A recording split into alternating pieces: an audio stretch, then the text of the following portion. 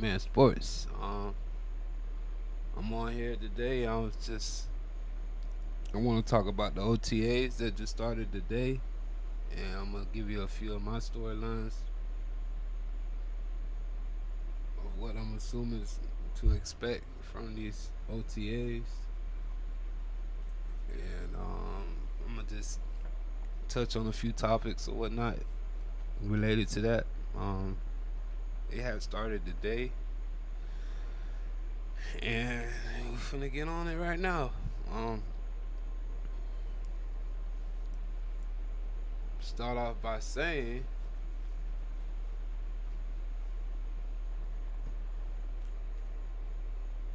it's gonna be very interesting. It's gonna be it's a lot of stuff that's gonna be going on these OTAs. It's pretty much like it just getting the rookies. So basically, the Cowboys gonna have their full roster at OTAs. And they just pretty much gonna see the whole team all together at one time. Um, After OTAs is a training camp. I think that starts in July, if I'm not mistaken. So I'm gonna bring up a few topics that that I know to expect from the OTAs, and we're gonna go from there.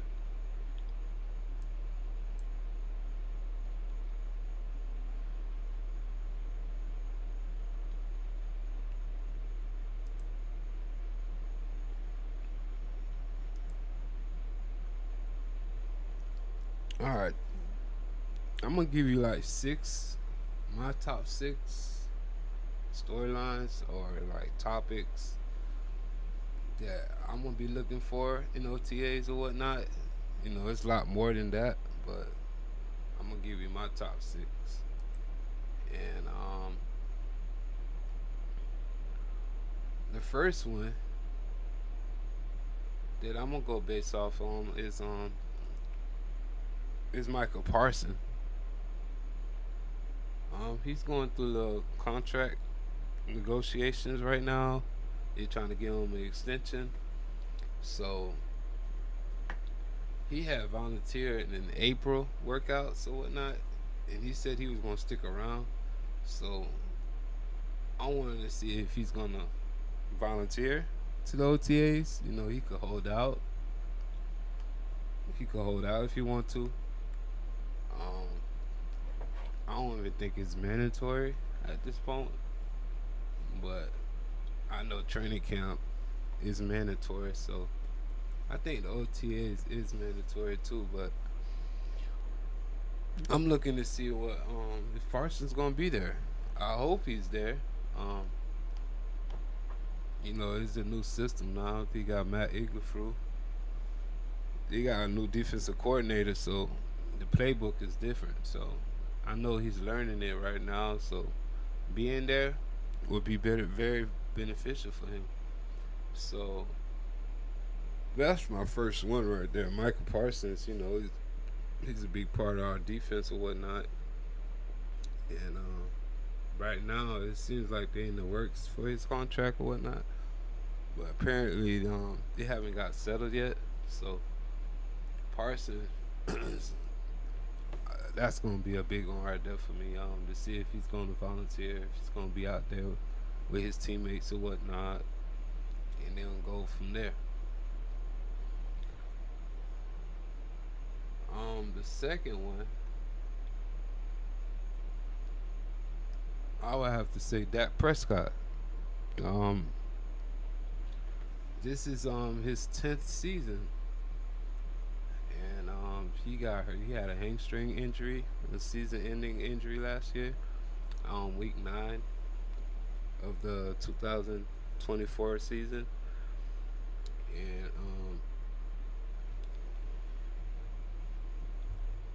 he was out. He was out since week 9, so his status of right now is that I'm gonna read you the article that he was talking about.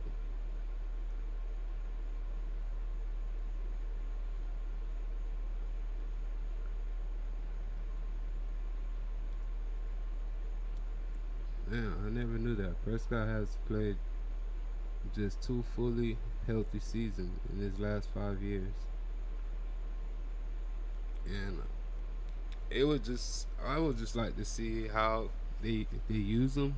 Like if they're very cautious with them, or are they gonna slowly like wait?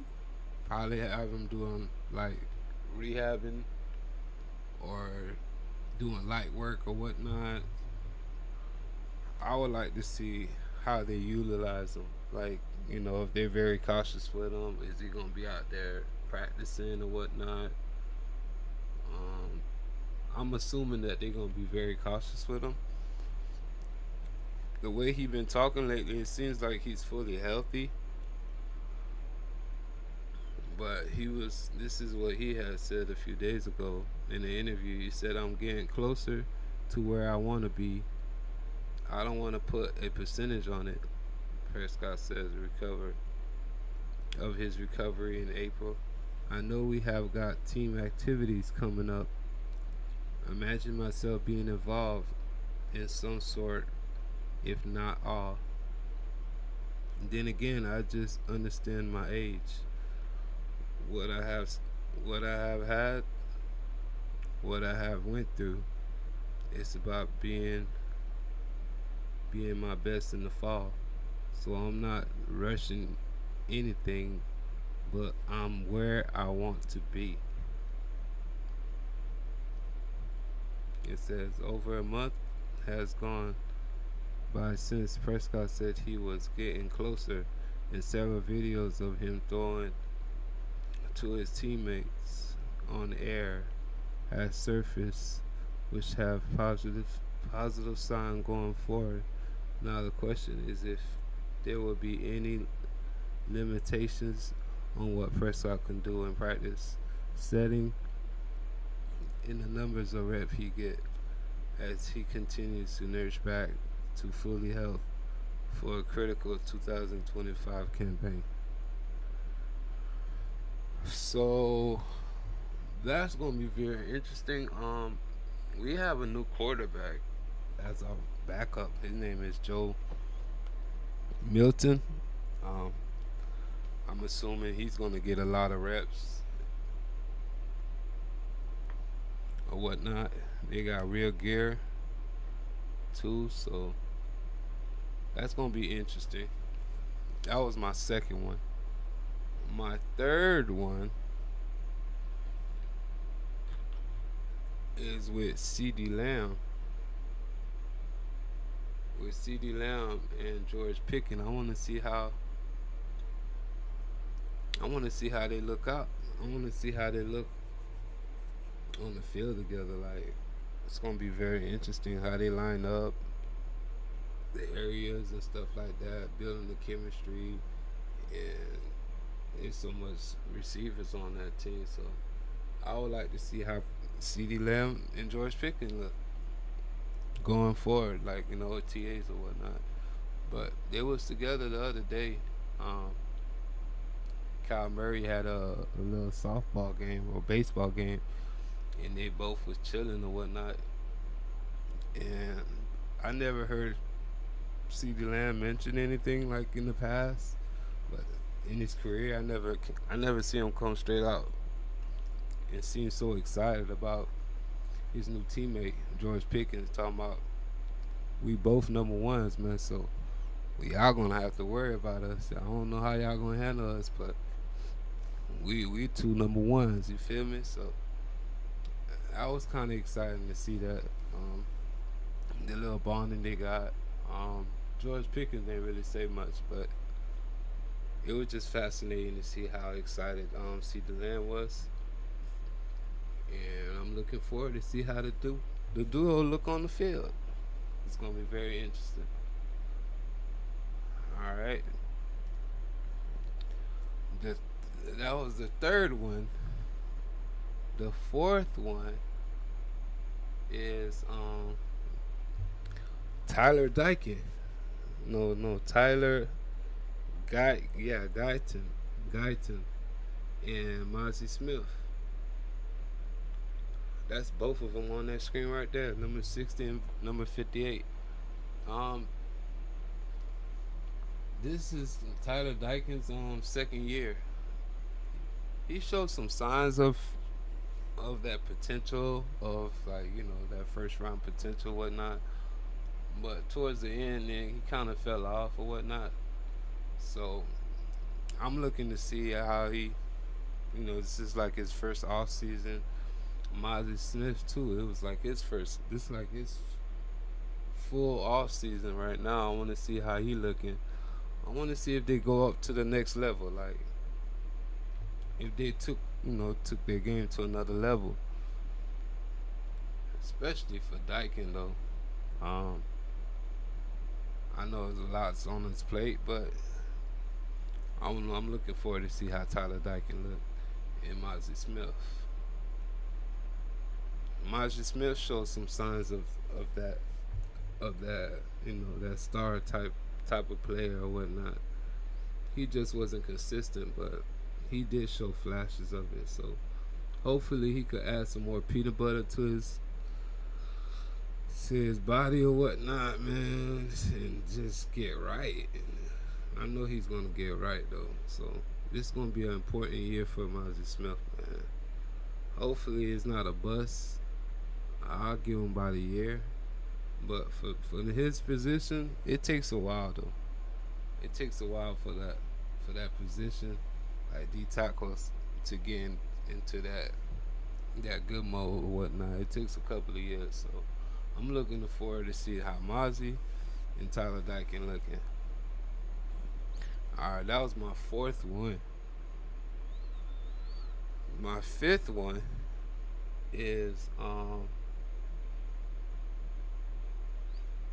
my fifth one is the running backs. The running back position, like as you can know, Zeke is gone. Rico Dowdle is gone. Pretty much all we had from last year is Deuce Vaughn, and we got hold on, yeah, we got Hunter Aluki or whatnot. He's the fullback or whatnot. Other than that, we got four we got four brand new receivers. Um, they drafted two and they signed two free agents. And Javante Williams, Jaden Blue, Phil Maffa, and Miles Sanders. I would like to see how that plays out. Like who's gonna start, who's got the edge, and it's about who could do more. You feel me? But if it was on me to pick,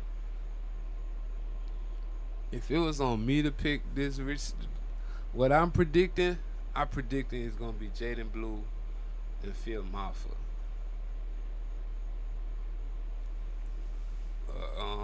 Javante Williams, I could see him. I could see him being on the team too, but I don't know about Miles Sanders, man. That's kind of iffy. It's a strong possibility they might keep all four of these players, running backs. But that's my fifth one,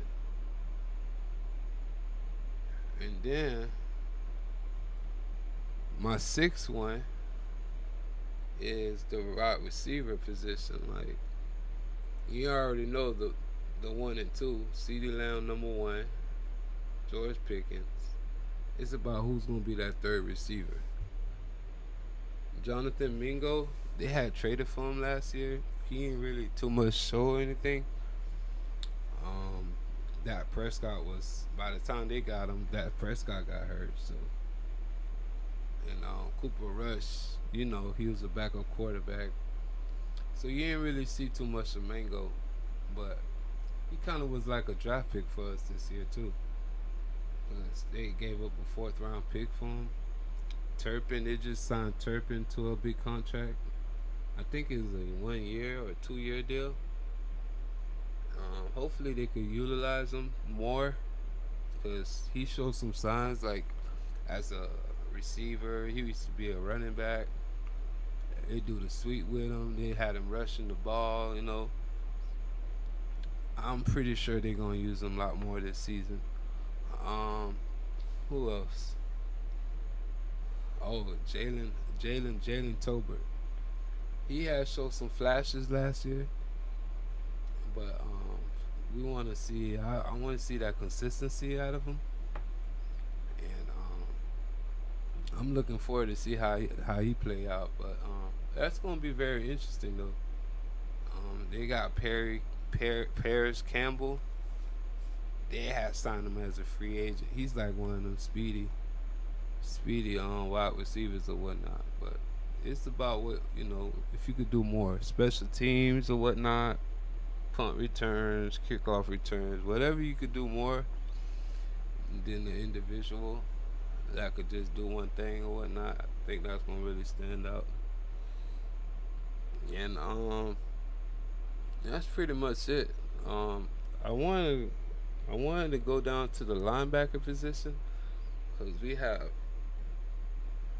that's gonna be very interesting too. Because Demarion Overshawn, he's injured right now, and he's kind of like recovering right now. Um, he's pretty much the only one that's recovering from a serious injury or whatnot. But I want to see how the linebackers play out too, man. It's a lot of things going on, man. This season gonna be very interesting. Like the cornerbacks too. Like Trayvon Diggs, he had a clip the other day where he's moving around lot better or whatnot. So I guess his recovery, I guess he's speeding his little recovery or whatnot. And then Carson had a shoulder injury last year. He was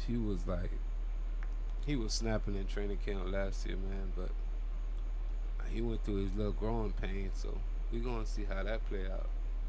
And Cowboys had drafted a corner, and they signed a free agent. I think they signed two corners as a free agent, and Iquamo, Israel Iquamo, they have signed him to another, I think, 1 year deal. He showed signs of that he could ball too, but he barely was on the field like that. And Donovan Wilson, he had an off and on season, so and the Malik Hooker, um, I want to see how that play out too, man. Hopefully somebody that's a no name will step up on the safety side or whatnot. But that's pretty much it. That's pretty much it though. The pass rushers too. It's gonna be very interesting because we got Dante Fowler back. Demarcus Lawrence not there. Demarcus Lawrence is not here, and who else was gone? There was a few guys that was gone, so there's a lot of new faces. You got Marshawn Nealon, and you got that rookie Donovan. I can't pronounce his last name, but I'm looking forward to it, man. That's pretty much it. And for like the coach itself, like this is his first year. He got a lot on his plate, man. I want to see how that thing play out, especially the defensive coordinator Matt Ifrus. Matt Ifrus. Well, I can't even pronounce his name, but um, I want to see the formations, the kind of schemes that he put for the players and stuff like that. Um, but that's pretty much it, man. I appreciate y'all for stopping by. Check out my little video. If you like, I would really appreciate if you subscribe to my channel. And I got more content coming. Just bear with me. And that's pretty much it. You have a good day. Wham.